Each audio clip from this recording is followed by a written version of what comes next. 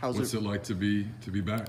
It's great. You know, it's truly a blessing to be able to play and coach in probably the best conference in college football. And it was a truly blessing, Coach Luke, to give me this opportunity to come back to Ole Miss. There's so much history here, and to try to help get our defense to play back to the expectations that it was when he first created the Land Sharks.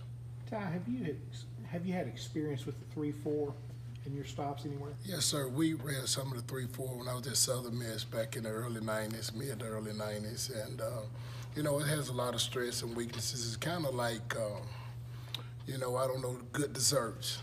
Sometimes you want to be in a 4-3, and sometimes you want to be in a 3-4, and sometimes you want to be in a 4-2. So it's just a matter of 11 guys being on the same page, getting your best athletes on the field, and giving them a chance to make plays. What has been the biggest learning curve for your guys? For my guys to understand that we're not robots any longer. We're not just guys that put our hands in the dirt. We're going to be a little bit more multiple. We're going to be involved in coverage at times. We're going to be rushing the passer at times, and a little bit of diagnosing the run in the pass on the run.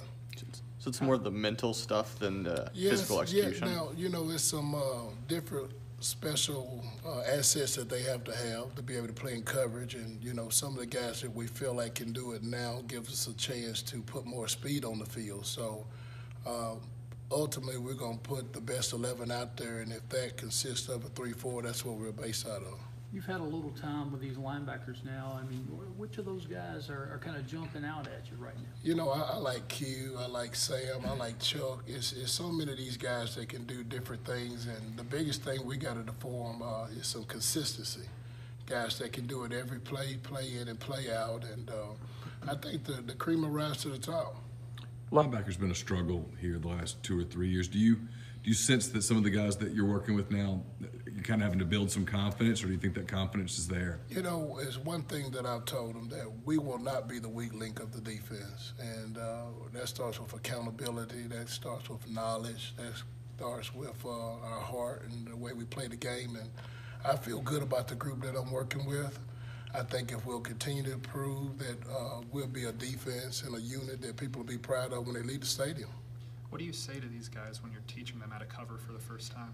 Oh, I don't know. Put their eyes in the right place is the most important thing, and learn your technique and understand the weakness and the negatives of each coverage, and put yourself in a position to make plays. Did you see any resistance from them at first? Or No, not at all. I think they want to. When you have a team like what we've had defensively, we've struggled somewhat in the past, and they're looking for change. They're looking for opportunities to be more productive and to help us come out with more wins. So they've been open to all new ideas. How is Sam picking things up?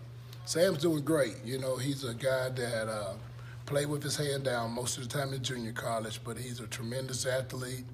And I can honestly say every day we've went out, he's gotten better. And, he's showing up for extra work and, doing the things that it takes to be a good player in this league. Do you know anything about Coach Coons just coming in here to work with the linebackers with you? I don't. The only thing I know about is his dad, who works down at Holmes Community College. He's a first-class guy, and he's produced players over the years. But I met him for the first time the other day, and he seems to be a great guy, and I'm sure he's going to be an asset to our program, and both coaching and in the recruiting aspects.